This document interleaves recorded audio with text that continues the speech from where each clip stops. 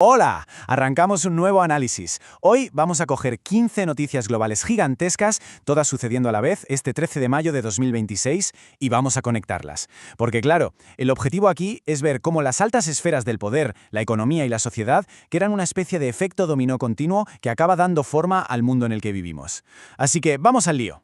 Bueno, para no perdernos, esta es nuestra hoja de ruta de hoy. Empezaremos con la cumbre de las superpotencias, pasaremos a las tensiones políticas globales, de ahí saltaremos a los extremos económicos y la inteligencia artificial y cerraremos hablando de salud, justicia y sociedad. Empezamos con nuestra primera parada, la cumbre de las superpotencias y esas altísimas apuestas en Pekín.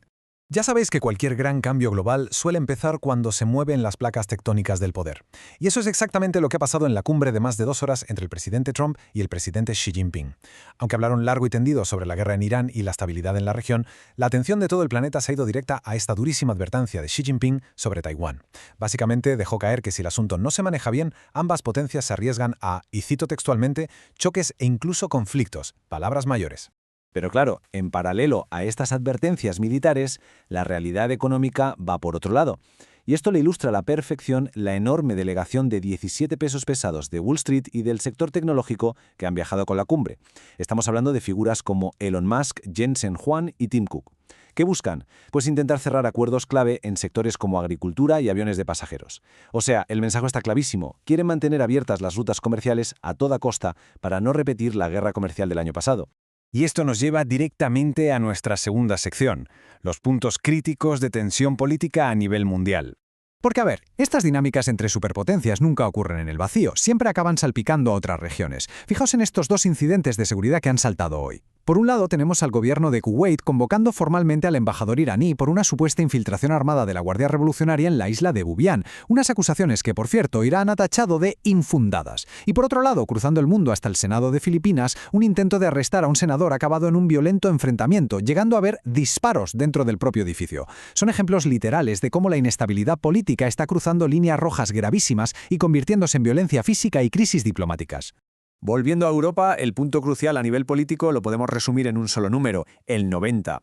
Esta es la cantidad de parlamentarios del Partido Laborista en el Reino Unido que están presionando muchísimo a su actual primer ministro, Keir Starmer, para que dimita o ponga una fecha clara para su salida. Una crisis en toda regla, que ha estallado justo después de que dimitiera un cuarto ministro de rango inferior por los malos resultados de las elecciones locales. La tensión interna es más que evidente. Mientras tanto, en el hemisferio occidental, la política migratoria sigue redibujando el tablero de las alianzas. Se acaba de alcanzar un nuevo acuerdo diplomático. La República Dominicana ha aceptado recibir a ciudadanos de terceros países que sean deportados desde los Estados Unidos. Esto es, sin duda, una consecuencia directa de las políticas de remigración ampliadas de la administración Trump, mostrándonos un cambio bastante notable en cómo se gestionan las fronteras a nivel internacional. Vale, dejamos a un lado la política pura y dura, y entramos en nuestra tercera sección, los extremos económicos y la inteligencia artificial, de los billones a cero. Lo realmente fascinante aquí es el contraste. Es un reflejo brutal de cómo funciona el mundo hoy en día. Fijaos bien, por un lado, Nvidia, el gigante de los chips de inteligencia artificial, acaba de alcanzar una valoración récord de 5,5 billones de dólares. Esto la convierte literalmente en la empresa más valiosa de toda la historia financiera. Y justo en el mismo día exacto, el gobierno de Cuba anuncia que se han quedado sin una sola gota de diésel y fuel oil, poniendo a la isla al borde del colapso energético total en medio de un rígido bloqueo estadounidense. Es increíble pensar que la misma jornada en la que se crea una riqueza histórica gracias a la IA, un país entero se apaga. Y hablando de presiones económicas, aquí va otro dato clave a nivel macro. El Departamento de Trabajo de Estados Unidos acaba de informar de que la inflación mayorista pegó un salto del 1,4% durante el mes de abril. Para poner esto un poco en perspectiva, los mercados financieros esperaban que subiera, sí, pero en torno a un 0,7%. Así que con ese 1,4%, la inflación real ha sido exactamente el doble de lo proyectado. ¿Y cuál es el culpable de este subidón? Pues principalmente los costes energéticos disparados por el conflicto continuo en el Medio Oriente. Como siempre, todo está conectado. Un conflicto al otro lado del planeta aprieta directamente los bolsillos mediante la inflación. Y justo en medio de todo este jaleo inflacionario llega este nombramiento. El Senado estadounidense ha confirmado a Kevin Warsh como el próximo presidente de la Reserva Federal. Ha sido una votación súper ajustada, 54 a 45.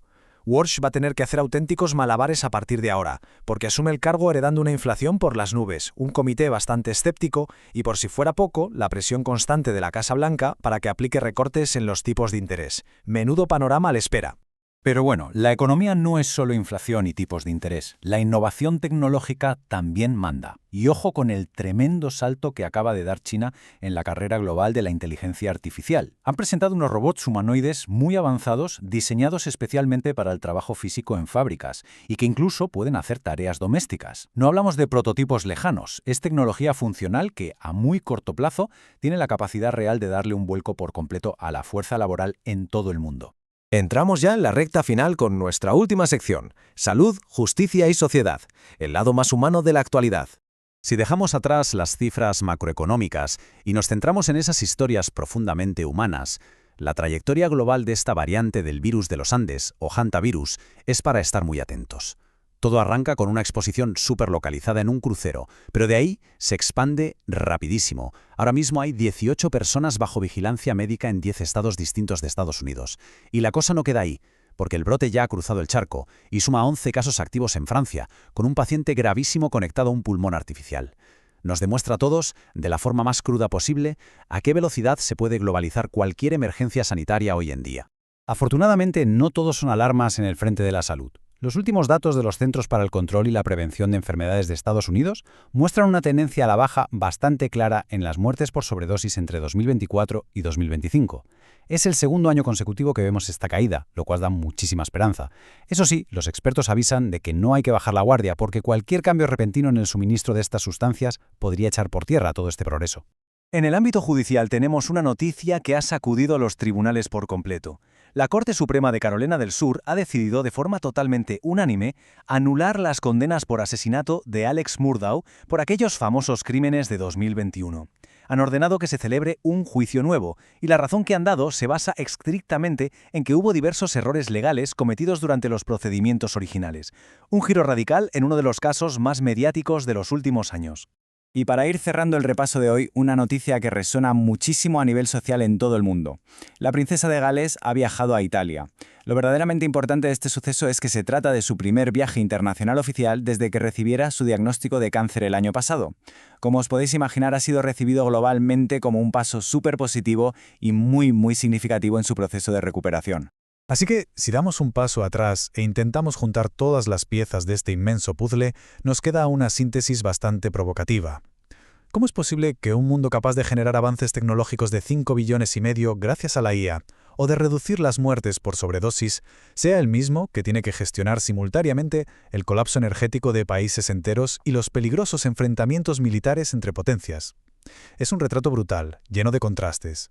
Ha sido un auténtico placer desgranar todo esto hoy.